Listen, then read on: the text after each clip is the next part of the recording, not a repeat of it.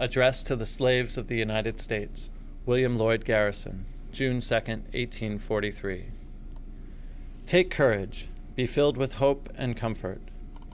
Your redemption draws nigh, for the Lord is mightily at work in your behalf.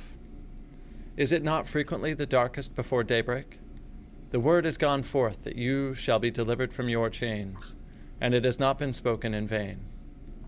Although you have many enemies, yet you have also many friends, warm, faithful, sympathizing, devoted friends, who will never abandon your cause, who are pledged to do all in their power to break your chains, who are laboring to effect your emancipation without delay, in a peaceable manner, without the shedding of blood, who regard you as brethren and countrymen, and fear not the frowns or threats of your masters.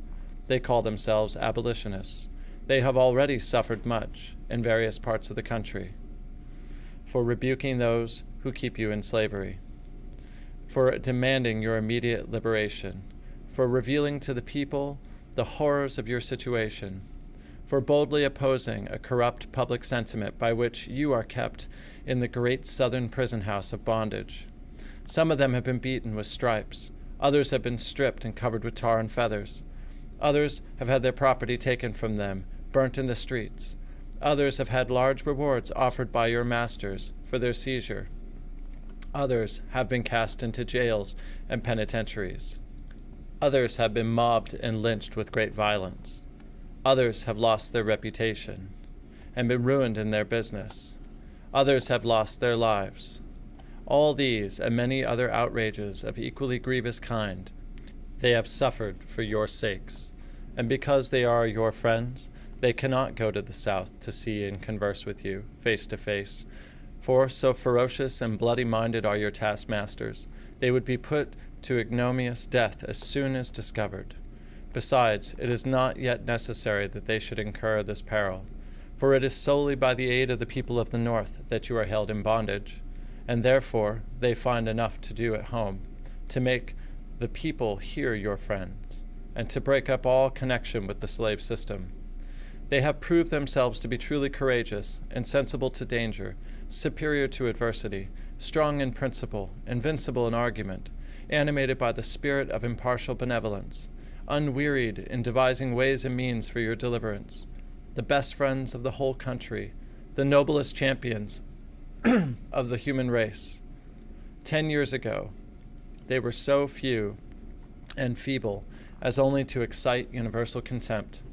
Now they number in their ranks hundreds of thousands of people. Then they had scarcely a single anti-slavery society in operation. Now there are thousands. Then they had only one or two presses to plead your cause. Now they have multitudes.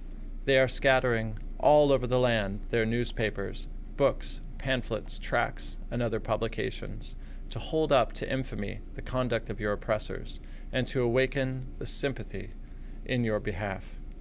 They are continually holding anti-slavery meetings in all parts of the free states to tell people the story of your wrongs. Wonderful has been the change effected in public feeling, under God, through their instrumentality. Do not fear that they will grow weary in your service. They are confident of success in the end. They know the Lord Almighty is with them, that truth, justice, right are with them, that you are with them. They know, too, that your masters are cowardly and weak, through conscious wrongdoing, and already beginning to falter their course. Lift up your heads, O ye despairing slaves. Yet a little while, and your chains shall snap asunder, and you shall be tortured and plundered no more. Then, fathers and mothers, your children shall be yours, to bring them up in the nurture and admonition of the Lord. Then husbands and wives, now torn from each other's arms, you shall be reunited in the flesh, and man shall no longer dare to put asunder those whom God has joined together. Then, brothers and sisters, you shall be sold to the remorseless slave speculator no more, but dwell together in unity. God hasten that joyful day is now the daily prayer of millions. The weapons with which the abolitionists seek to effect your deliverance are not bowie knives, pistols, swords, guns, or any other deadly implements. They consist of appeals, warnings, rebukes, arguments, and facts, addressed to the understandings consciences and hearts of the people. Many of your friends believe that not even those who are oppressed, whether their skins are white or black, can shed the blood of their oppressors in accordance with the will of God, while many others believe that it is right for the oppressed to rise and take their liberty by violence, if they can secure it in no other manner. But they, in common with all your friends, believe that every attempt at insurrection would be attended with disaster and defeat on your part, because you are not strong enough to contend with the military power of the nation. Consequently, their advice to you is to be patient, long-suffering, and submissive, yet a while longer, trusting that, by the blessing of the Most High on their labors, you will yet be emancipated without shedding a drop of your master's blood or losing a drop of your own. The abolitionists of the North are the only true and unyielding friends on whom you can rely. They will never deceive nor betray you. They have made your cause their own, and they mean to be true to themselves and to you, whatever may be the consequence. They are continually increasing in number, in influence, in enterprise, and determination, and judging from the success which has already attended their measures, they anticipate that, in a comparatively short period, the entire North will receive you with open arms and give you shelter and protection as fast as you escape from the South. We who now address you are united with them in spirit and design. We glory in the name of abolitionists, for it signifies friendship for all who are pining in servitude. We advise you to seize every opportunity to escape from your masters, and fixing your eyes on the North Star, travel on until you reach a land of liberty.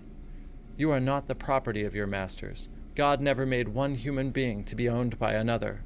Your right to be free at any moment is undeniable, and it is your duty, whenever you can, peaceably, to escape from the plantations on which you are confined, and assert your manhood.